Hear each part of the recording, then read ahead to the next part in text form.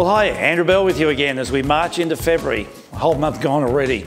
Well, of course, everyone in Australia is asking about the event. It's Australia's largest in-room auction held every year, and our company could not be more proud to have been the creator of the concept and indeed the coordinators of this for just on a quarter of a century. It builds from strength to strength each year, and this year we saw yet another amazing result with over 40 million in sales already. We do sell a proportion of the auctions prior to auction, as happened of course this year. A very large proportion of sales are on the day of the auction, and often contracts that could not be completed under auction conditions on Sunday at the auction continue in negotiations, with sales occurring after.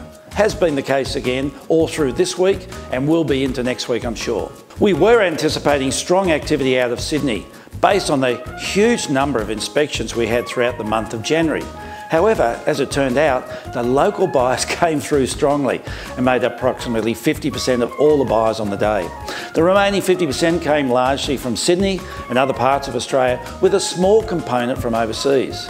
I suspect as we finish up on the residential component of the event, we'll have well over 60 odd million in sales, which is an awesome volume of property sold throughout this one singular auction event. We now move on to the commercial event, which is held on the 22nd of February, and again, a wonderful selection of great Gold Coast commercial properties. These can be viewed by going directly to our commercial website. Details are now on screen. Naturally, there were buyers who missed out on many of the properties, and so we have a very large pool of buyers who are yet to find the properties of their liking.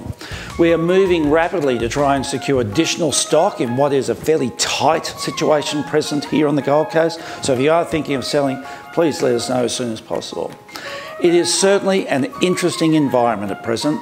It's also interesting to read recently that Australia is on the cusp of the biggest wave of public infrastructure spending in at least 3 decades. The report out also says new infrastructure spending of over $100 billion is likely to be comparable or larger than what was invested during the entire resources boom over the past 15 years. Amazing. With Labor having just gone through its strongest 6-month stretch of job creation, creating some 273,000 jobs, unemployment will continue to decline as more and more people enter the workforce to meet this massive infrastructure spending. So really positive for our economy. One other interesting factor here on the Gold Coast is that 6 out of 10 apartments, brand new apartments on the coast, are selling to owner-occupiers, according to the latest research. Owner-occupiers are buying more expensive 2-bedroom apartments. In the last set of figures, the new apartments market recorded 153 sales in the September quarter, with a sales price jump of $48,381 to an average of $676,307.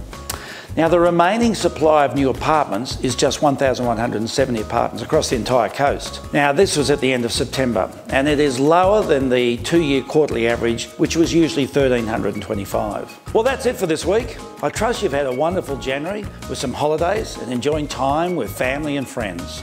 I'll be with you again in a fortnight's time. So until then, please stay safe.